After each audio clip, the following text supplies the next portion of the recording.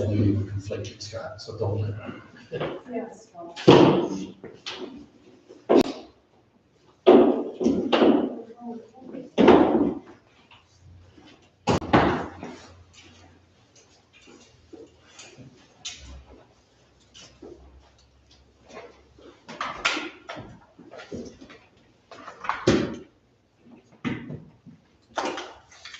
Can we do or what? That end of it. Well, that's a start.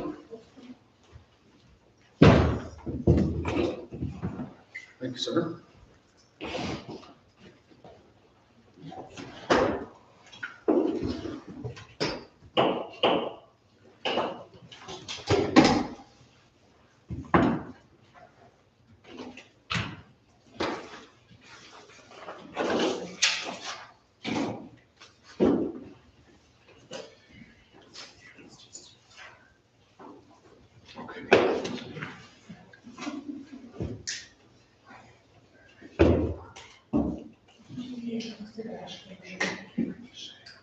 Seriously.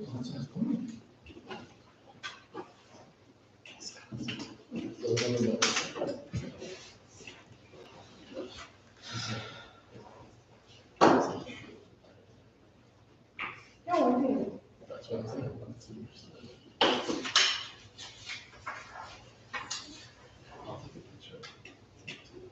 Yeah. We'll probably do this.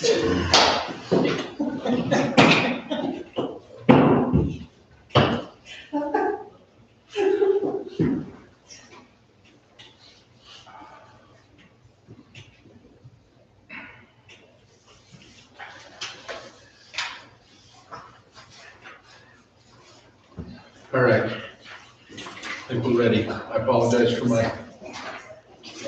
as usual, tardiness. We'll go ahead and get started with a pledge of allegiance. Sam, would you be so kind as to lead the pledge? I pledge allegiance to the flag of the United States of America and to the republic for which it stands, one nation under God, indivisible, with liberty and justice for all.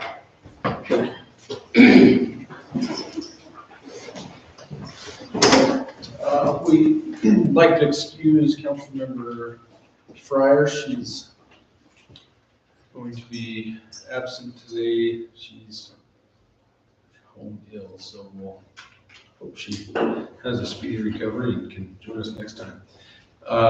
We'll go to, whoops. Things are going on here. Go to, if there's no, Consent agenda. yeah, we'll go to the consent agenda first for the approval of the invoice register, which is in Dropbox, and the minutes from September 12th.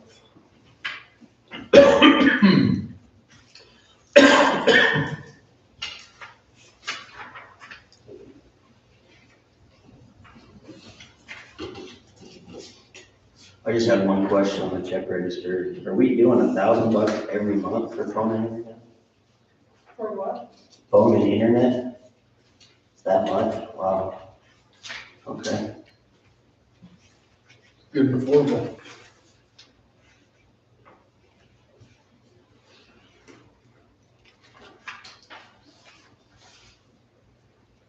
And it was probably more because of Frontier Days. Having them set it up on chat and stuff. Well, and they turned up the speed and Oh, a bunch of stuff for, They did the fiber. yeah, but they also, I guess technically there's, if you have it on, it's on, or it's not, but they kind of work with the city, so they'll turn it up and give you more power for that event and then turn it back off, so you only pay for the time that you're using it. So it works out pretty good, but it probably did add some to that. okay.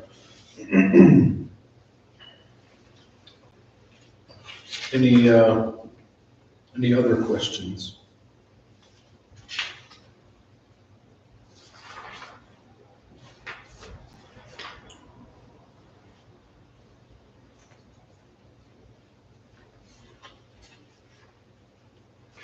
For the AC irrigation, the 9,000, is that just the irrigation of the parks, or did it have repairs to any, like the sprinkler system? or anything? That was, Aaron.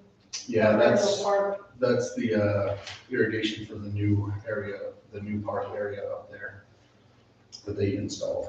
Okay, that was the irrigation system. then. Yes. Okay, I was just wondering, we spent $9,000 on water to water our park? No. Okay, no, that's, okay, good, No, yeah, that's the install for the landscaping around the new park. cool, okay.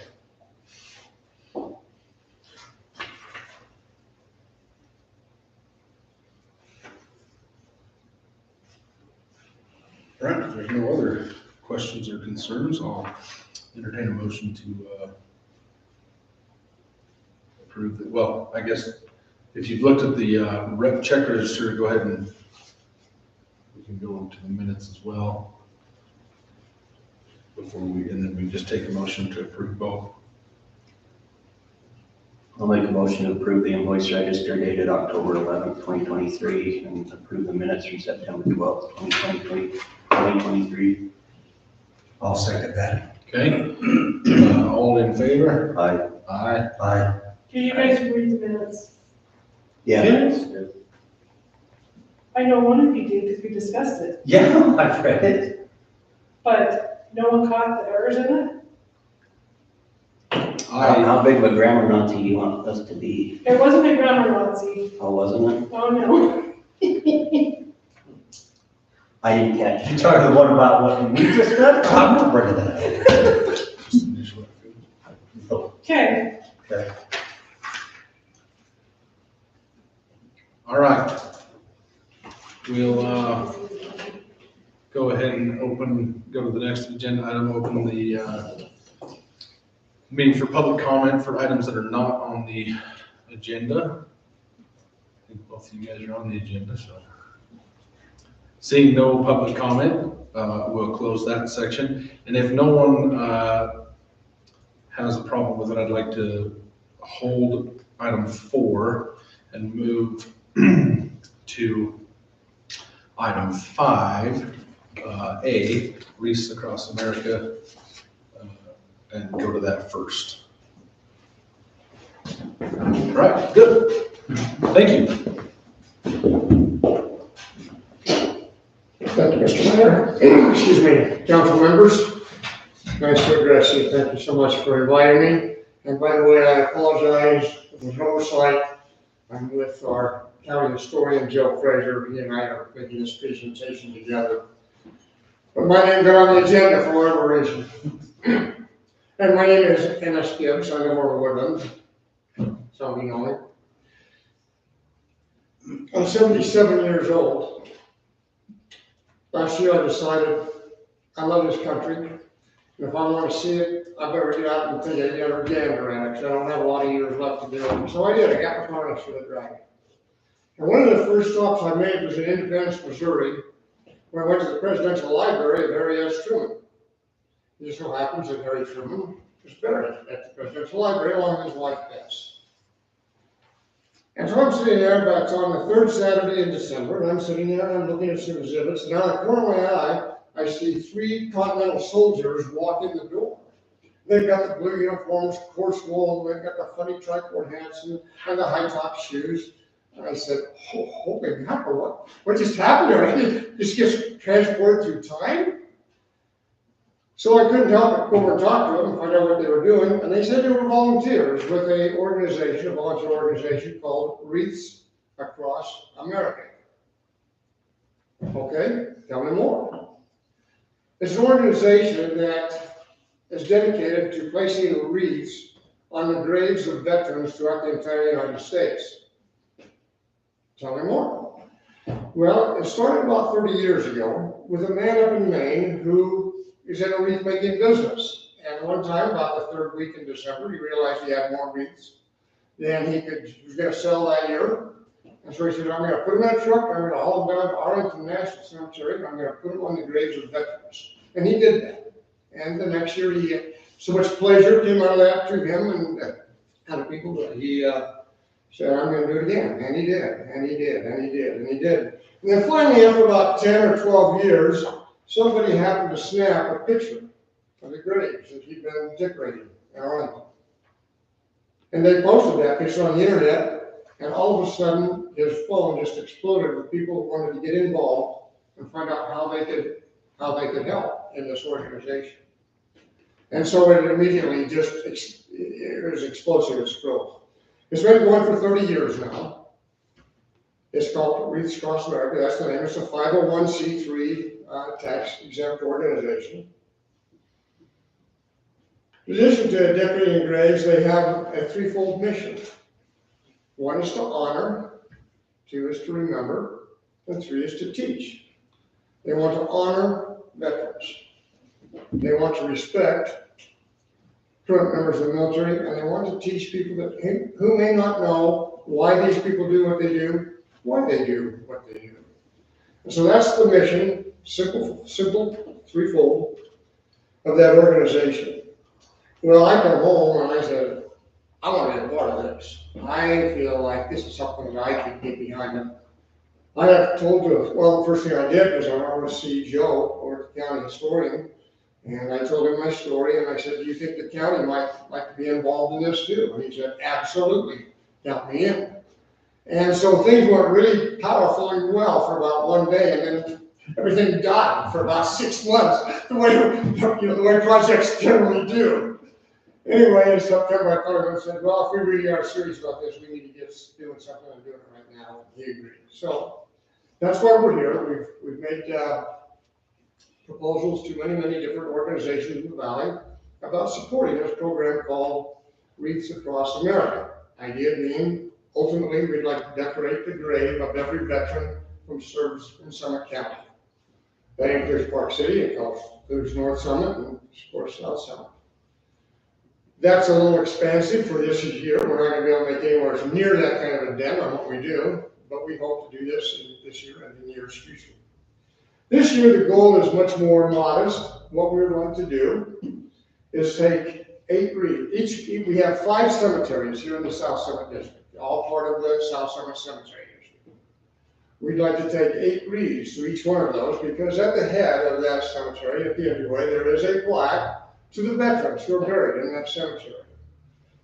Francis has got about 90 up there, Woodland's got about 50, Oakley's 50, 60 in that area.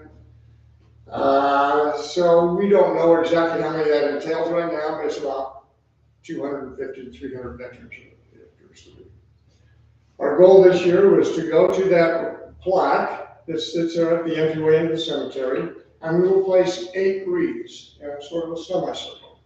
Those wreaths will represent the 8 different branches of the service, including the Merchant Marine, the Coast Guard, and POW MIA group. They were arranged in a semicircle. The goal is, and I talked to Dave Ewer, the fire commissioner, hopefully that those wreaths can be delivered by a fire truck. I'd like to have an escort coming with the police or sheriff department, whoever escorting that traffic there. The wreaths would be taken off the truck. A group of wherever veterans are in the audience would ask me to come up, and they would then place the wreaths on these 8 different stands that would carry the wreaths. We've asked various, it's a big undertaking. We've asked a lot of different groups to participate. We've asked the fire department. We've asked the Daughters of the Utah Pioneers. We've asked some of the county, and we're going to each one of the city councils. There's about 6 or 7 groups. I've called organizations like the Mormon Battalion Reenactors to see if they would like to send a person up in a uniform to represent the veterans. I'm hoping that we have a Mormon Battalion member buried up here somewhere that they could actually go out and decorate his grave. Anyway, that's the idea of Boy Scouts. I've got the Boy Scouts to come and participate in it. They will also be taking the wreaths down at the end of the, after about a month. They are live wreaths. They look just as you see here. Each one of them comes with a red ribbon. And on it, it's a live balsam for a wreath. And so they'll be up for about 3 to 4 weeks, and then they will come down to the Boy Scouts, so hopefully we'll take them down. So Obviously, you kind of know why I'm here. I'm hoping that we can get some support from city councils. So I'm going to pass it out. I think you got one of these. I'll just pass these out. What can a city council do? Well, here's some possibilities.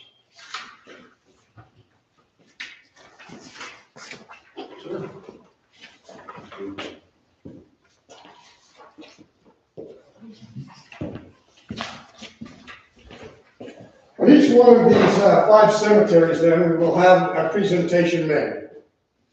We would like to ask the city council if they would get a dignitary to come out and sort of oversee the meeting, welcome the people there, be the sort of the MC of the thing, not MC, but, be a representative of the city saying we support this program.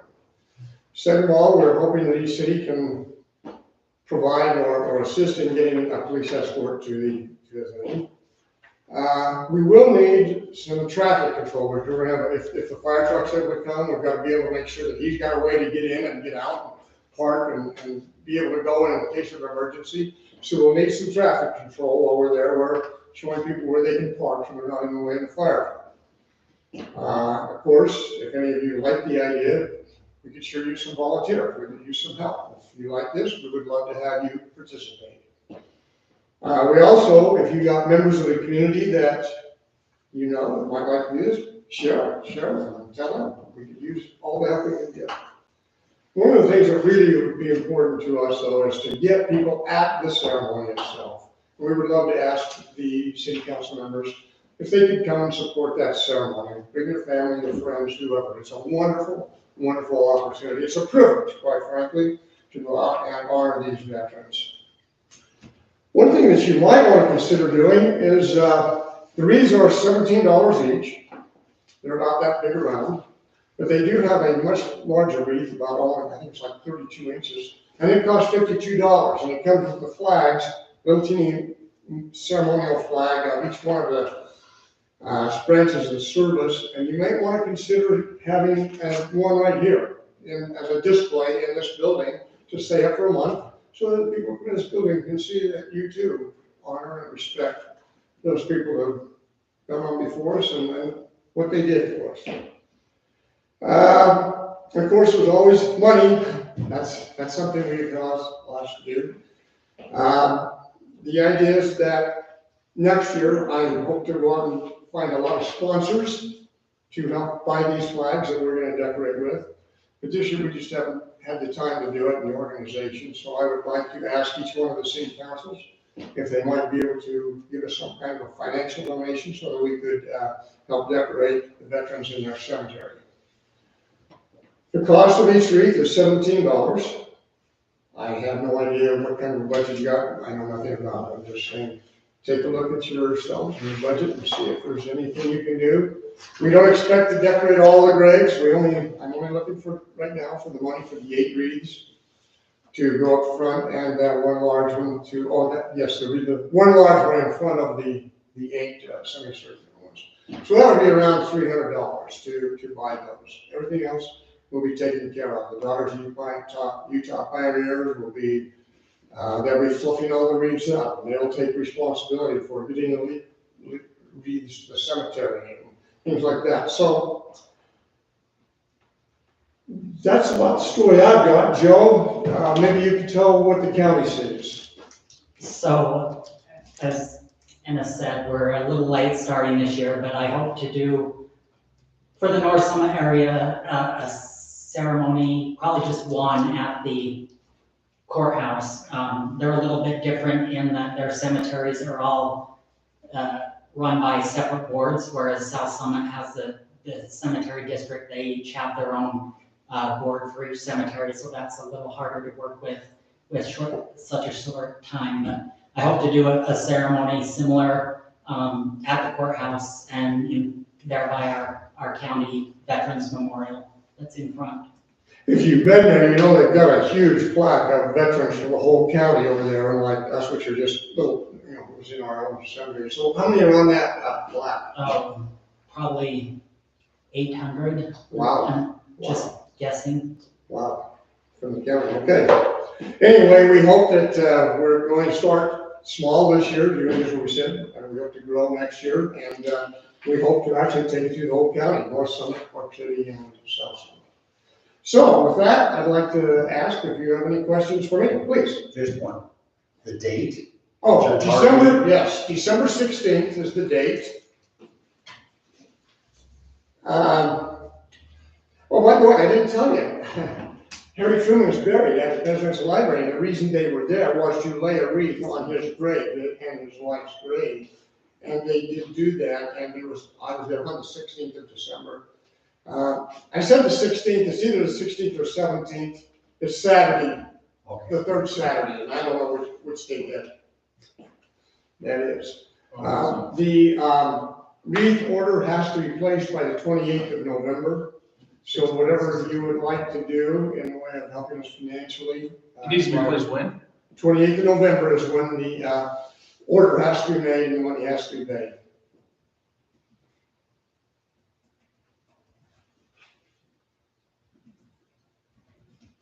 So across the country, December 16th, that's when they're, I did not hear well, I'm sorry. so across the country, at December 16th, that's when this is all happening, right? Yes, everything will happen. I mean, I'm glad you asked that question because it was grown last year, 2.5 million wreaths were placed on that day in this country. And I want to be part of that. I think that's pretty incredible. So, just so it's clear in my mind, how you plan to do this, so on the 16th, you're just doing the ceremony at North Summit? Or you're gonna do one at each cemetery that day? Correct. We're working logistics because if we have fire trucks and stuff, we can't have them all at the same time because. Right. So we hope here at the 5 cemeteries in the valley, maybe 2 or 3 different times where they're happening. So just for an example, you as Mayor Francis may kick off a ceremony at the Francis Cemetery at 12 o'clock while we're doing one in Oakley and one in but I would do one at the county, that they're separate. Separate, I see, okay. Sorry, that was a simple answer, is separate. There will probably only be 4 ceremonies here in the valley because the Camas Cemetery only has 4 veterans in it. And they stopped running there years ago. But those veterans were scattered in the other cemeteries.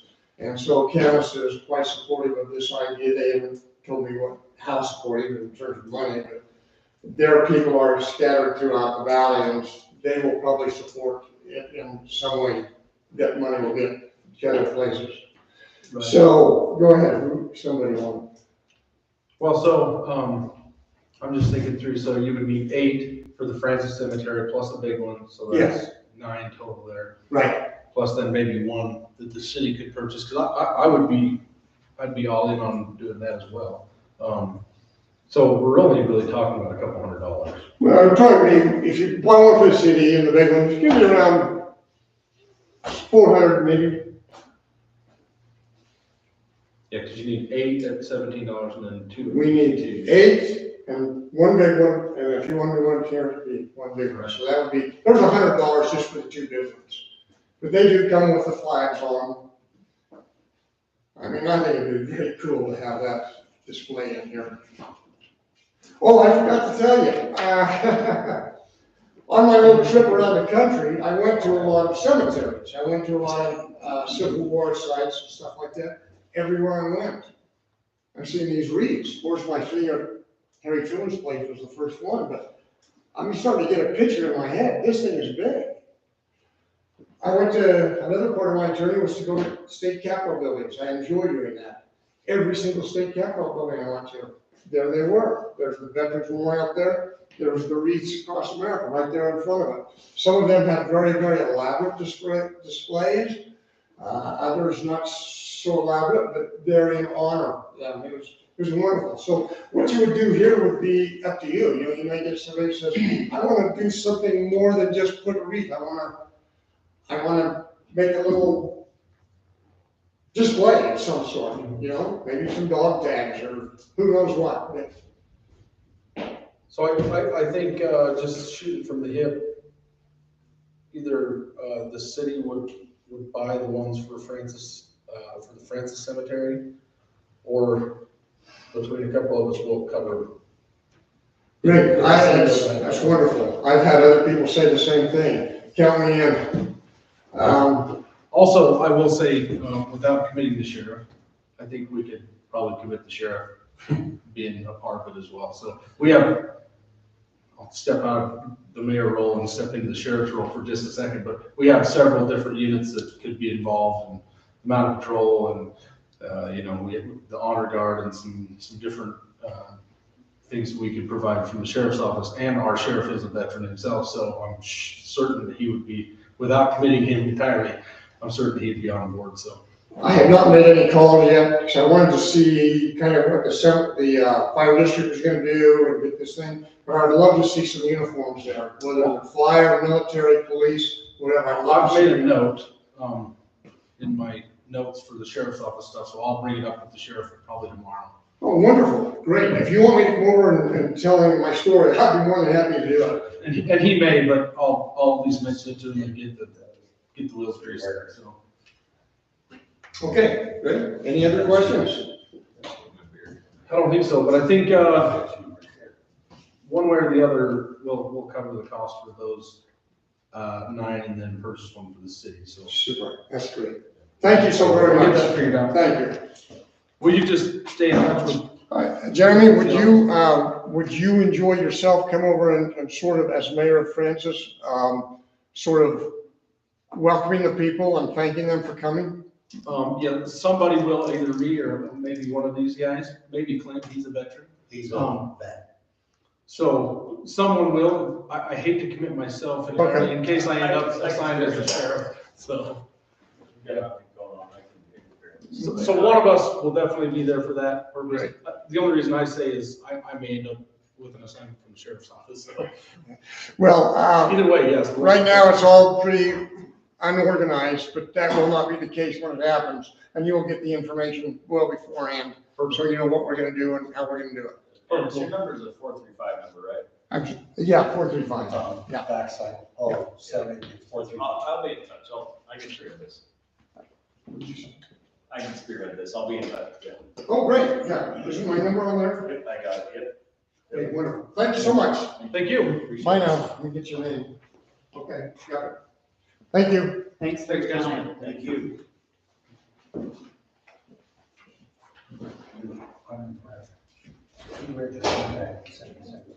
He didn't write. He didn't remember, he's still great. Probably thought it was funny. Yeah. Oh, maybe. All right.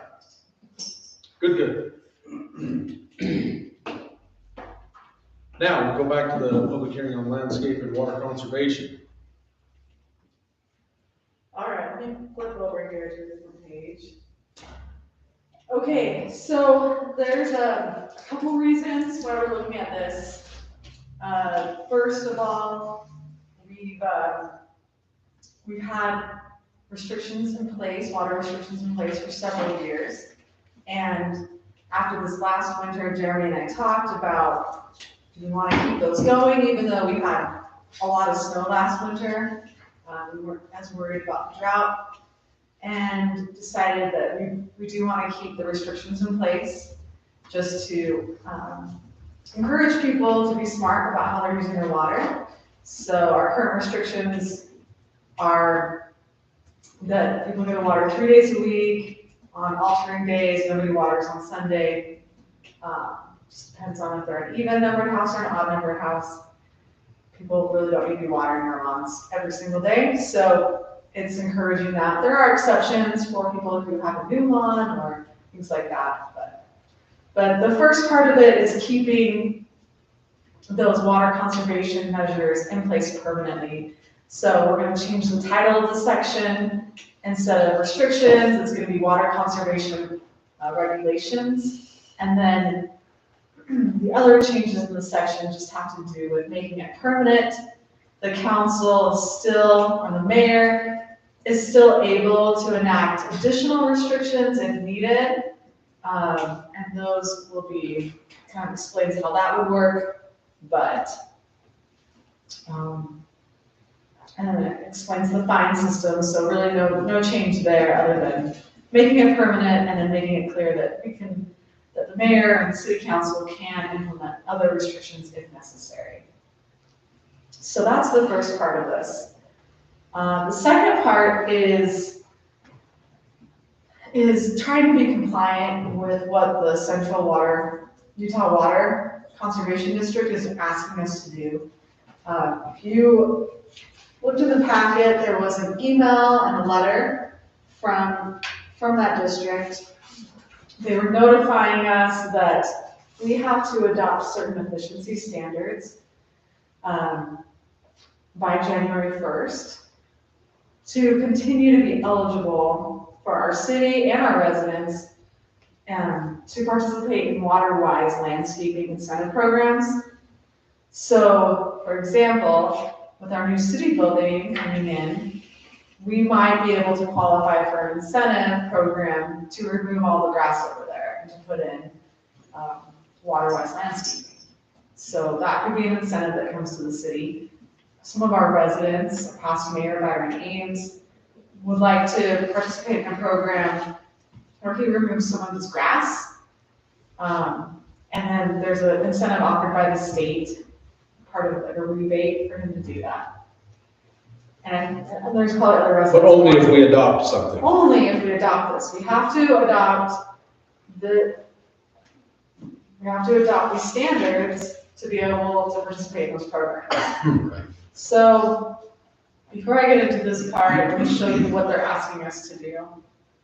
So they said that we only have to adopt part 4. This is their kind of example ordinance, but they highlighted the part that we have to adopt, which is the landscaping requirements.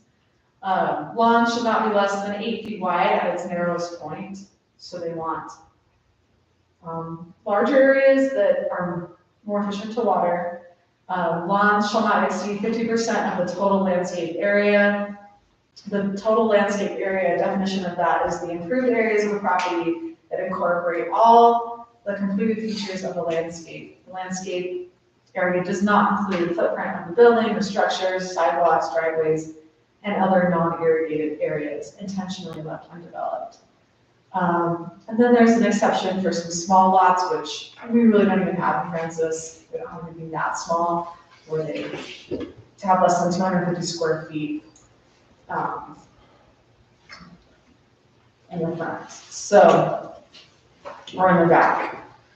Lawns shall not be installed in park strips, paths, or on slopes greater than 25% or 41 grade. And then the commercial, industrial, and institutional multi-family developments, common area landscapes, lawn areas shall not exceed 20% of the total landscaped area outside of active recreation areas. So that would apply to the city, obviously, where we can have a large lawn that wasn't used for active recreation. If it is like our soccer fields or our baseball fields, that's fine. But anything new going forward in a park, we can't have a large lawn unless it's active recreation. So I put this into our ordinance to see what it would look like. Scroll back up here. So there are several areas that are impacted, and we'll go through that in a minute. The Planning Commission did review this item. They're forwarding it to you with a positive recommendation. I looked at my own lawn because I felt like, okay, what does 50% look like? So we just did some rough calculations. And if you've been by my house, I actually have quite a bit of lawn in the front, but it was fine. We would have met that 50%. The Planning Commission asked about how we're going to enforce this. Some cities require front yard landscaping before a certificate of occupancy is issued. States actually taken that ability away, but we've never done that anyway. So how I would enforce this is, Antini, when she does a business or a building permit, when we get a certificate of occupancy, she puts it on the list of the ones that just got a CFO. And we go out and check those residences twice a year for the driveway bond. They can get $1,000 back if they meet the requirements of the driveway bond. So I would just take that same list and go out probably twice a year and check landscaping, and make sure that they're meeting the requirements. We would add these new requirements into the packet that people get. That's just on new builds, right? Only be effective, yeah, on new builds and only in the front yard. This doesn't Right, apply to the back. So for us, in Francis, it would only be the front. Okay. So, anyway, so here's the one we talked about first, and then we get into, looks like we needed to add some definitions, like a definition of a lawn, park strip, and a total landscape area. And then in our general landscaping code that applies to residential, we would add those requirements that the state is asking us to add, just those ones. And then we would have to add the same requirements into the landscaping provisions for the commercial code, light industrial, multifamily, and the public facility zone. So I'm not gonna read through all those because it's basically the same thing, just put into the landscaping requirements for each of those zones. This is a public hearing, so we should probably do that. Anyway, I think that was it for me. Does anyone have questions? Okay. I'll open the public hearing on the Water Conservation and Landscaping Code Text Amendment.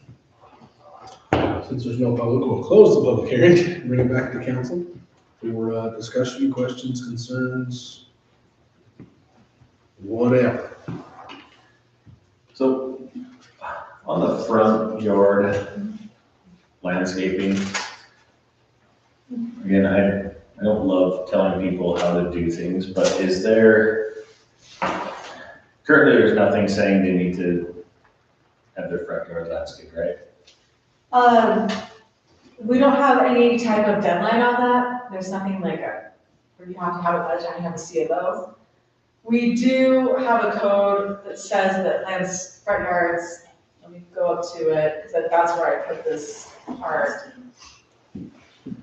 I went too far. So this landscaping code says all property located in the front of residential structure in the front setback except driveways, parking areas, walkways, utility areas, improved decks, patios, and porches shall be maintained with suitable landscaping of plants, shrubs, trees, grass, or other landscaping materials. That's what we have in our code right now. And I have used it for code enforcement on occasion. We have a complaint. But it's not something like we're actively out checking to make sure they put in landscaping by a certain date. So, but people need to take care of the front yard, right? They should be, yeah. And if they aren't, If they aren't, and a neighbor complains about it, then we'll do code enforcement. And with this, we will just keep them on our list until I see landscaping go in. Once we see the landscaping go in, we'll go by, check it, make sure it's not all grass, and then take them off our list. So Okay. it's not like a continual enforcement, like if they went back later and added a whole bunch of grass. Maybe we could probably write a letter, but it's not something I'm gonna be driving around checking for. Gotcha. So basically, it would be the same policy on this enforcement would be on the same policy as any other enforcement that we've been doing, and that's on a complaint basis and. Right, except for the initial check. Sure. Yeah, but again, we would provide everyone with information when they got the building permit, so they know what they're supposed to be doing. Right.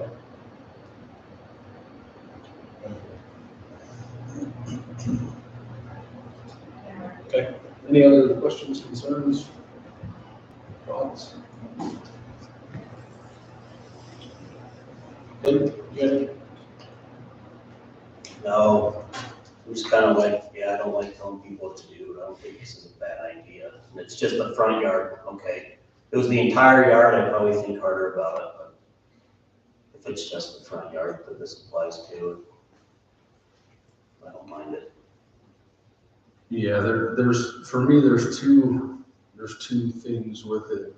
One is that it gives the city if we adopt these standards, it gives the city the ability to then get some, I don't know, I guess you call it grant money. It's that will help in certain aspects, but more than that is it, because I'm like you guys, I'm a little bit hesitant to start telling everybody what to do. However, if we have these, it encourages the conservation that, you know, regardless of whether we have a wet year or not, we still live in a dry area. And so it's never a bad thing to conserve and be smart with our water.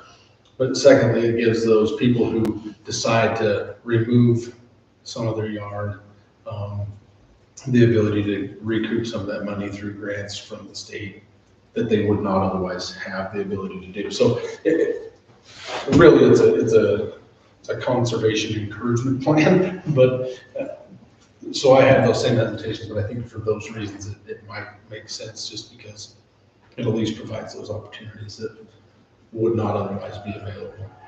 So is this conversation a green conversation? A what? A green I guess, conservation conversation? Or is it somebody that has a dead freezer in their front yard with weeds? Conversation. This is No. more about water Oh, conservation. This is about water conservation. That would But fall that into the conversation would be another one, right? Right, well, and that already exists in the other sections of the code for Yeah. weeds and nuisances and things like We do have a nuisance ordinance and a junk that. ordinance, Yes, that's so already covered. we have a way to enforce that. There's a complaint. Gotcha. So it's definitely a separate one with, I mean, we're just talking water This is really water and landscaping. conservation, right? Yeah, Yeah. But there are, because I've been hit up multiple times about There are other codes that they want to a keep. front yard looks like a junkyard, and people pay a lot of money to be here, and they're looking at weeds and dead freezers, that kind of stuff, so. yeah, so if someone has a complaint like that, tell them to file an official complaint with the city. We have it on our website, on the applications and forms. They can always call me if they can't find it. And if they fill out that complaint form, then I'll look into it and see if there is a violation, and then we try to get them into compliance. Gotcha. And again, like Mayor, like you said, don't tell people what to do, but, yeah, okay. Right. Gotta be some balance. So, all right, and so we don't have an ordinance prepared for this yet. So, well, we have, No. I think there's a couple resolutions in there. so what do we need for this? A resolution for this code text amendment? It would be an ordinance, right? So it's okay, we can So, table yeah, this so we don't have and that. write it on the public hearing, so that takes out a lot of the noticing that we've done. We can add it to the agenda next month. For approval next month. Yeah. Let's do that. So if someone wants to make that motion, I don't know if you need a motion or just, well, I guess to table it, yeah, yeah, everybody. we ought to have a motion to table. If someone wants. I'll make a motion to table the landscape and waterways conservation code text amendment until next month. Second that. All right, all in favor? Aye. Aye. Aye. All right. Thank you. Next. David Lindquist, Water and Sewer Services. This is a Scott item Actually, or a Katie item? this was kind of a Katie item, it's for both of us, but, he requested to be on the agenda. I told him he needed to send me a letter. I contacted him a couple times, just checking in with him to make sure he still wanted to be on the agenda, and he hasn't contacted me back. It sounds like from his voicemail that he's actually out of town right now. So I think let's just take that off for now, for today, and I'll have him actually write me a letter first next time before we put him on the agenda, so. Okay. Okay. Modern income housing, that's also an agenda that will, or an agenda item that will, I think, talk about at a later time. I want to have Brad present for that. I was talking with him about this very issue today. He had some things come up that he wasn't able to make this meeting, and so one of the things that we talked about is it might be beneficial if we can pull it together. If not, we can do something else. It might be beneficial to have a work session to go over this and come up with some solutions so we can get this kind of ironed out in the near future. So that we're not just dragging our feet and holding, not only holding developments up, but just, it's an issue that we need to get resolved. And personally, I think that might be a good option to have a work session. The last thing I want to do is have another meeting because I'm busy enough, but it still, I think, might be the best way to do it. That way we can focus in that meeting on that very issue, not to worry about anything else. Is that something anyone is opposed to? Does everyone feel okay with doing that? We can set a meeting, a work session meeting, either this month or next, and get it kind of ironed out. I'm fine with that. Work session, would that include planning? Or just us? I think it would probably just be us. Okay.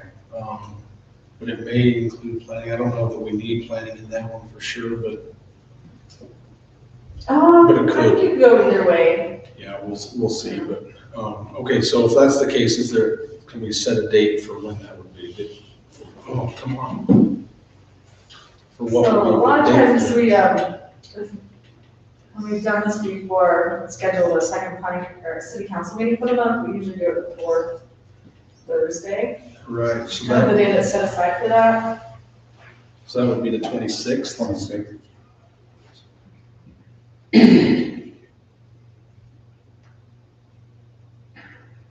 Yeah, that's a regularly scheduled meeting, so to speak. It's not like regular. Not regular, but it's one of the options that's already kind of Yeah, in the code, right? yeah. Or whatever it is, the meeting schedule. So I do think- see that school is out on the 27th, so I don't know if that's a conflict for anyone that has, maybe I'm heading out on vacation. For me, I'm fine personally, but There's no conflict on the 26th for me. I'm good for that day. we might have a meeting on October 24th to talk about the Muir property. We're trying to get that rescheduled still. So that could be the only thing where we have 2 meetings in 1 week. Ooh. Yeah, that's tough. The 26th is the MAG Executive Council, but honestly, I can miss that one. Is that the RPO one or? No, it's the Executive Oh, Council. okay. There's so many different ones. Yeah. I'd be okay with doing it that day if everyone else is, Turning 26. I'm not sure on the Muir meeting yet. That's just the day that they kind of, right? they're looking at right now. What time are you thinking for something like that? I would think 6 again, unless, I'm open, whatever, whatever works. 6, 6:37, whatever you guys want to do.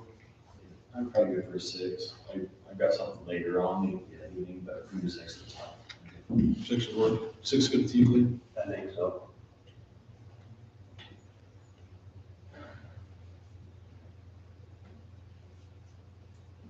Okay.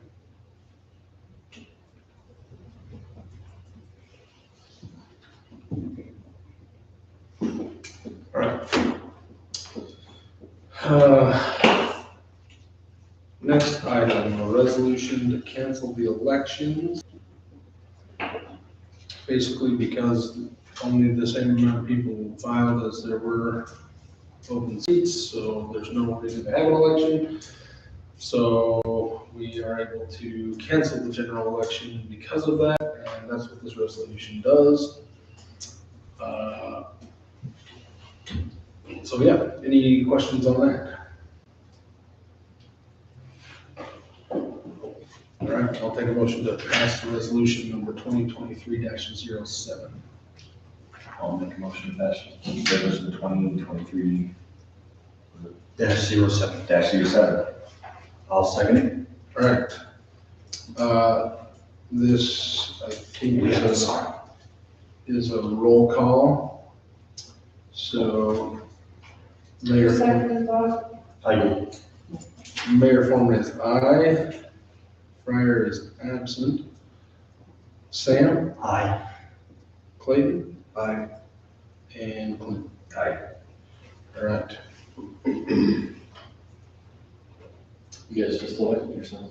We have nobody to blame now. but What a ourselves. deal! Yeah. Why would we do that? We haven't learned anything this year. All right. On to the next. Okay, the next one is the resolution for the interlocal agreement that has been signed and executed. This is just the official resolution. If you remember the last meeting, we made a motion to authorize the mayor to sign. This is now making the resolution and making all that official. So that's the story on that one. Well, we've already talked about it, you approved it, no changes were made. I'll make a motion that we accept resolution 2023-08, EMS interlocal agreement. I'll second. Okay. I don't have the page with everybody's vote on it, but, Clayton? Aye. I'm aye. Aye. Sam's aye. All right, perfect. So that one passes.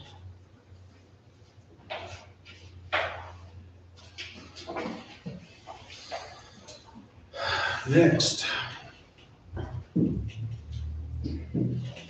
Municipal wastewater plan, Scott.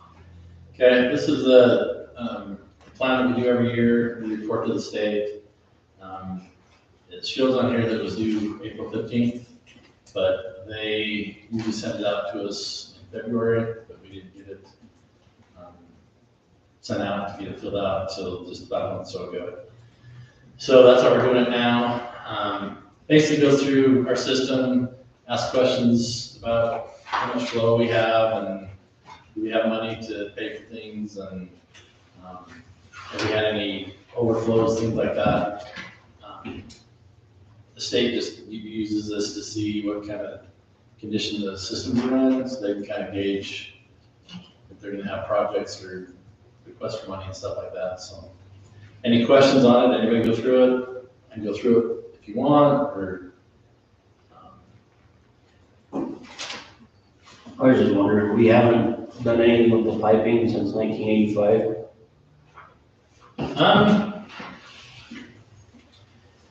Yes and no. The original system that was put in that comes down 35, goes out 32, down Lambert Lane, and out of the sewer ponds. That stuff's been in since 1985. It's PVC pipe. We do clean it and we do inspect it every 4 years. So make sure it's in good condition. But no, we haven't had it replaced. But those are the old lines. The newer lines where, the subdivision goes in, all that, but those are the old lines that from way back then. There's no scheduled replacement on those, it's just, you just check them out when they need it. Yeah, as far as, for the sizing and stuff like that, there was, I guess there is kind of an issue. Right over here, there's kind of a flat spot that as the city grows, we could have to upsize that.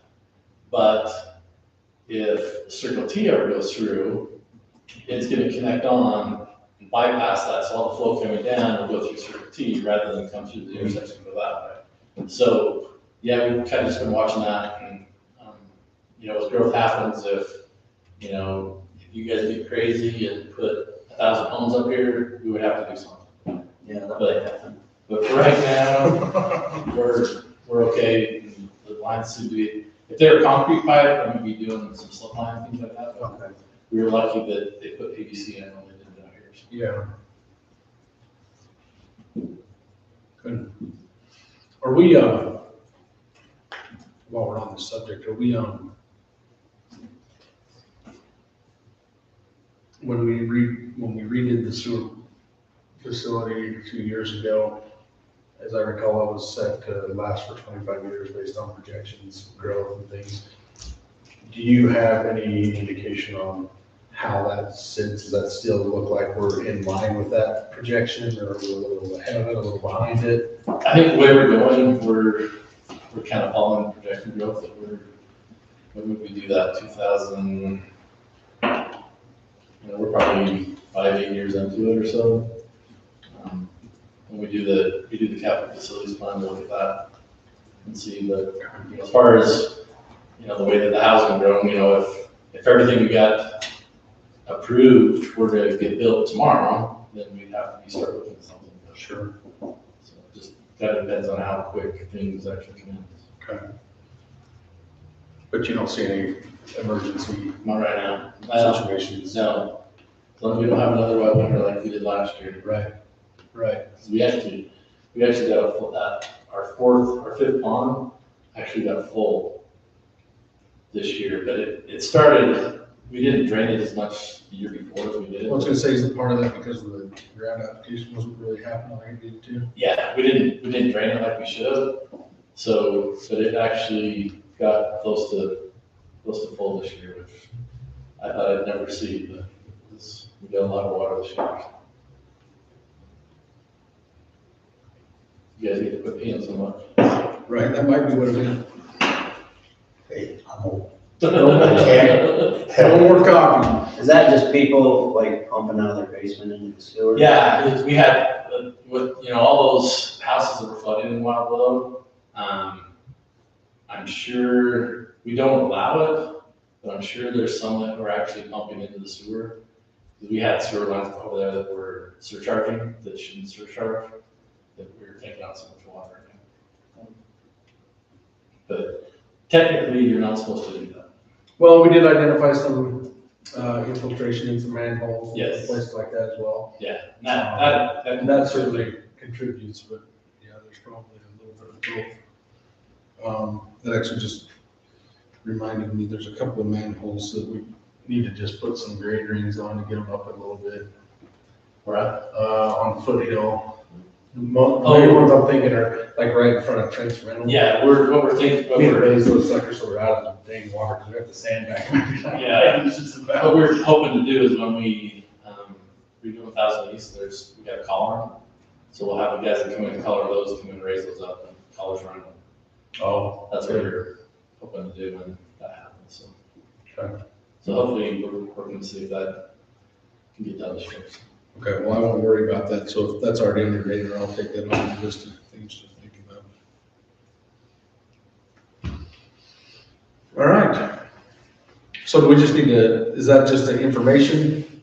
Is there anything you need to do with that? No, it's just, let me see.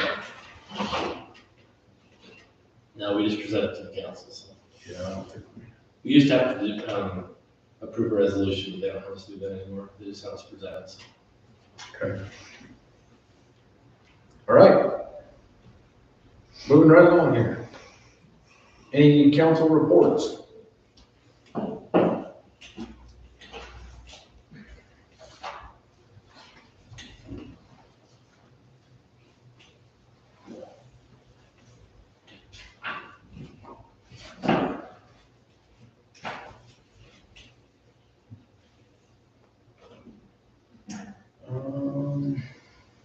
Okay, planner reports.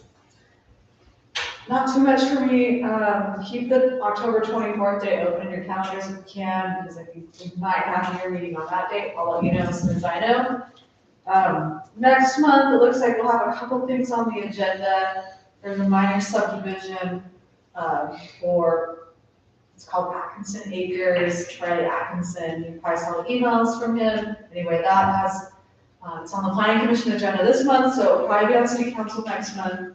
And then the planning commission is also looking at the building height and grade amendment that we talked about last time, so you'll probably see that next month as well.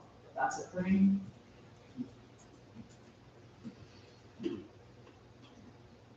Okay, Scott, engineer reports. All right, so 1,000 East Waterline project, they've got the water line all installed. They've got 2 more services to connect, and we'll fill it up, pressure it up, and test it. And then the Van Neal line, we're supposed to pulverize and repave that road. But with weather like we had today, I don't know if you remember when we did it last year. Then we pulverized it, it snowed. Yeah. So we're working with a contractor that we may just have to patch the road where we've done the crossings for now and do it next year, so we don't have that situation again, but we're hoping the contractor that is gonna pulverize and pave it this year, he's thinking he can come in and pulverize it and then get it paved, not, be a few days getting graded and stuff like that, but last time we had the weather come in and it sat and then getting everybody here, but we're gonna kind of watch and see if we have a good window so that we can pulverize it and get paved. We don't want to pulverize it, then have it wet, cause problems and freeze and stuff like that. Yeah, my biggest concern is pulverizing it, and then there's a bunch of culverts to replace, so there's a lot of work. Yeah, And that big one's probably gonna take a full day at least. That's my biggest concern is, there's some work to do once it's pulverized to get it ready for asphalt again, so I don't know. yeah, so we're just kind of seeing how that goes, kind of playing it by ear, see what we got, so. The tank, they've got the water line in, the painter's got to paint the pipe on the inside of the tank, and they're hoping to do that yesterday, but they didn't want to get up the tank yesterday, because once you get up there, it's kind of, if you can get up there on the rainy days.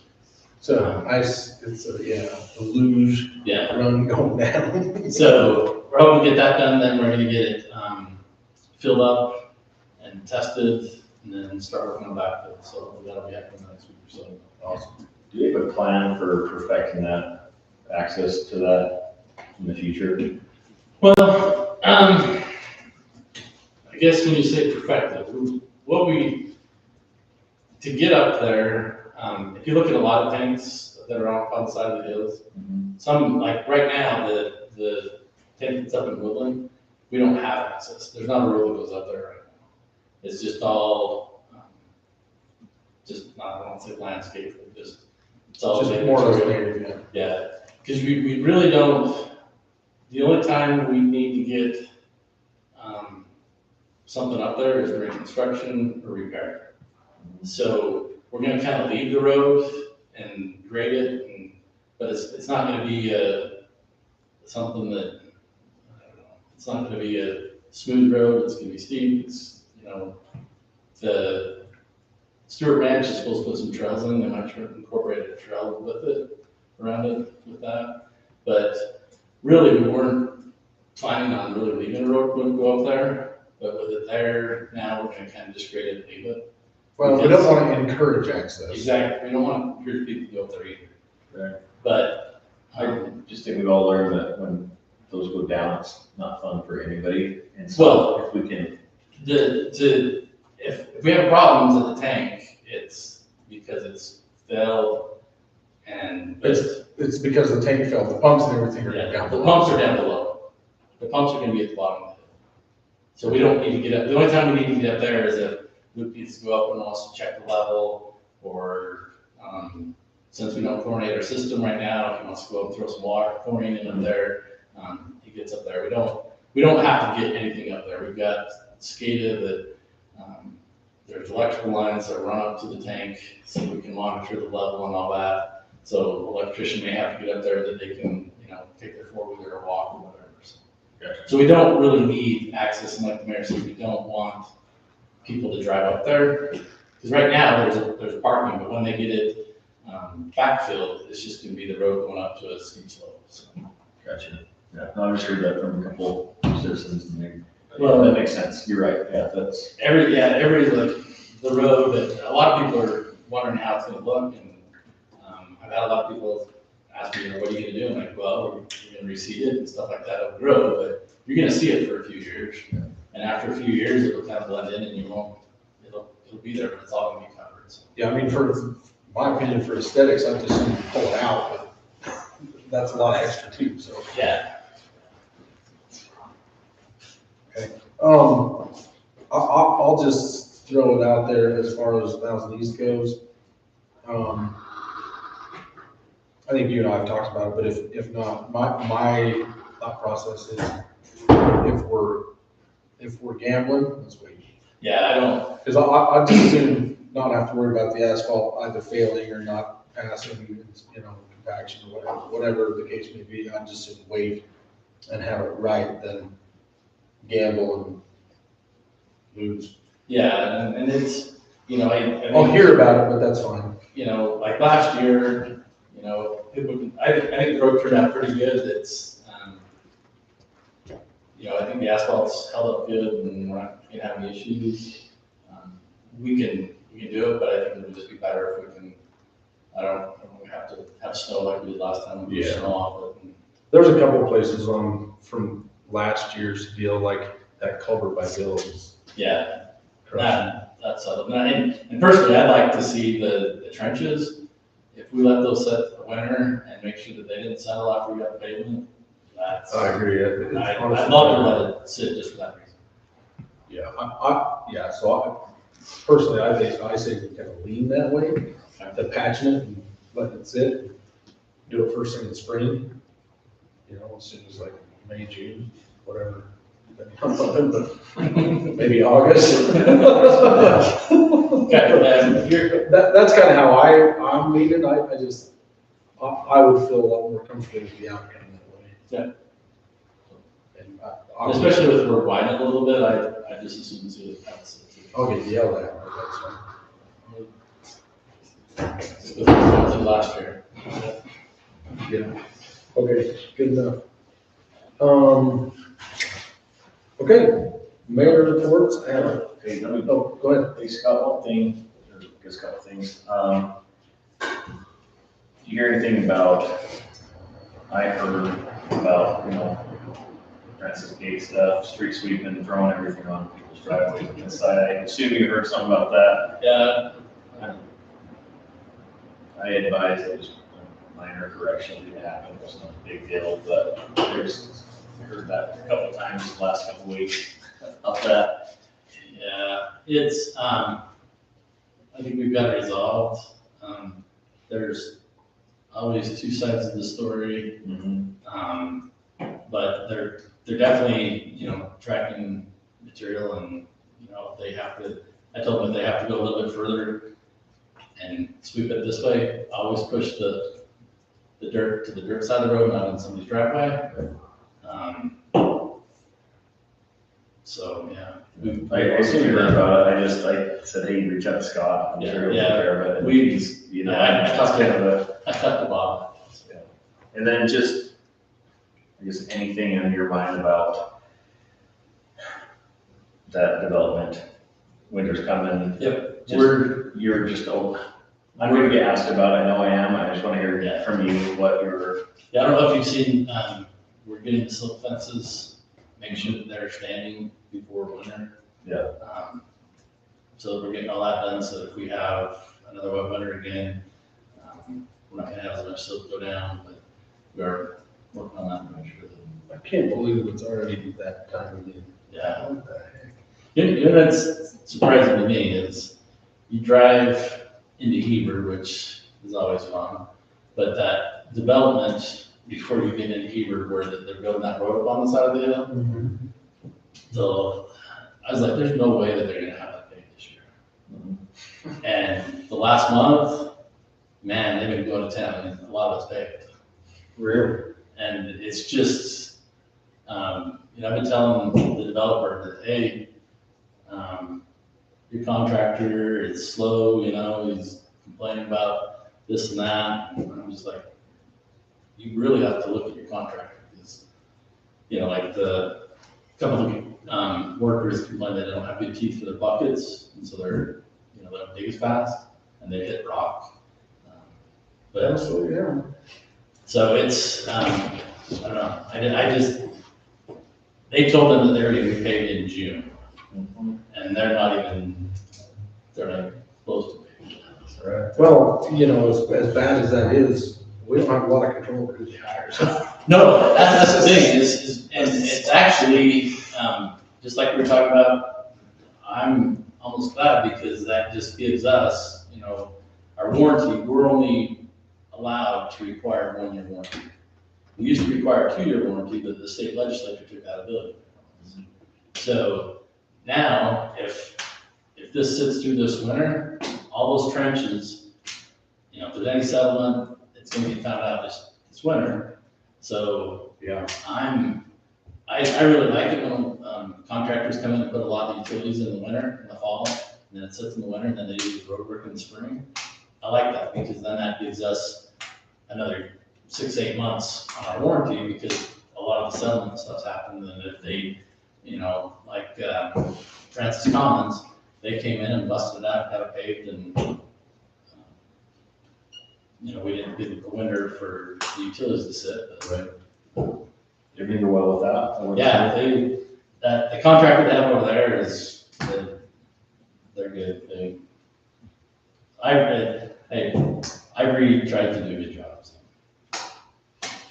Well, I mean, you know, the reality is if you're doing that work correctly, it won't settle, or it'll settle very minimally, but we all know that doesn't always happen, so.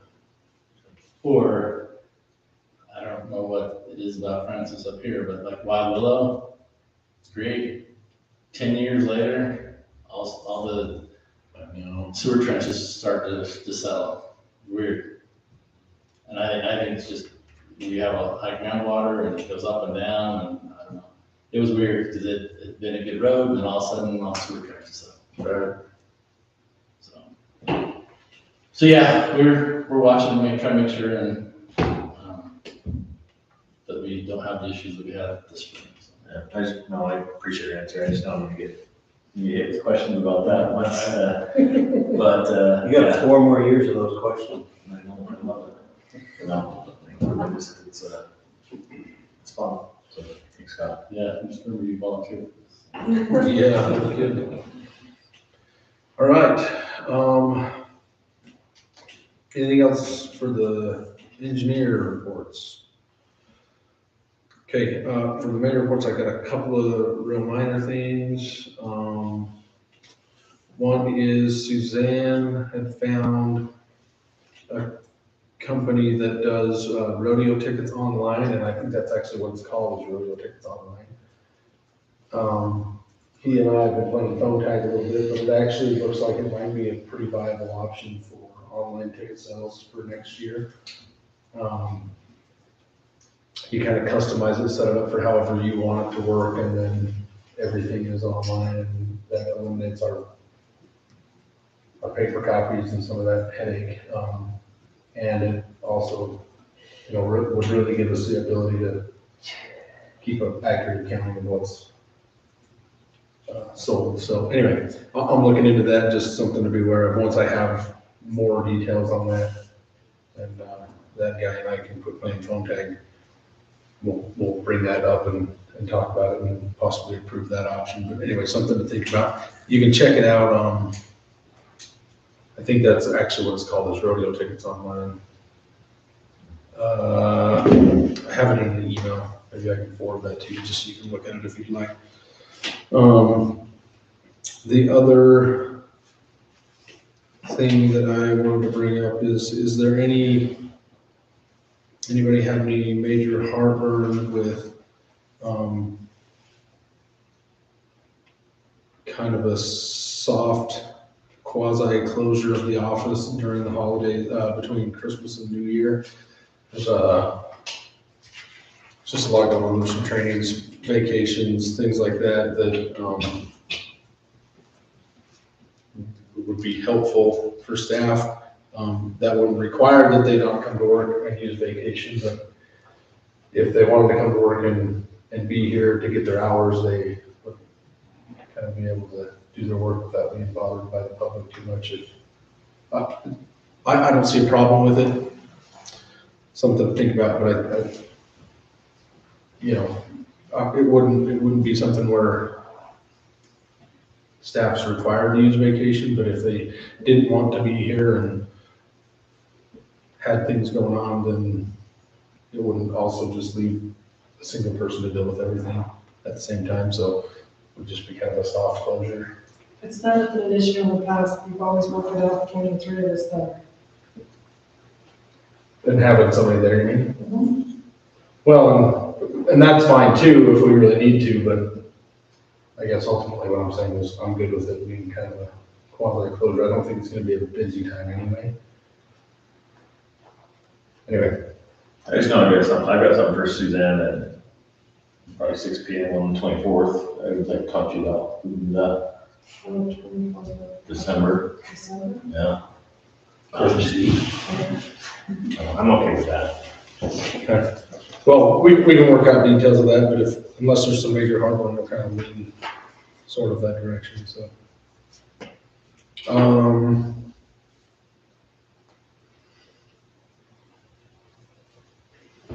Just go through my notes, make sure I don't have anything else.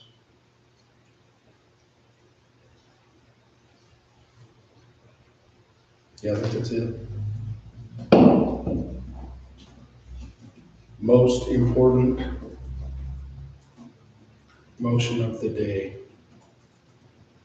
I'll make a motion that we adjourn. Is there a second? I'll second that. Aye. Aye. Perfect.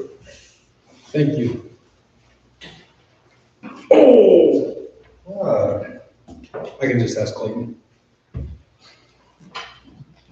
This, the Community Renewable Energy Agency, they've got the utility agreement ready. Are you aware of that? I have to sign it, but I think I can I'll put it on the agenda for next month. Okay.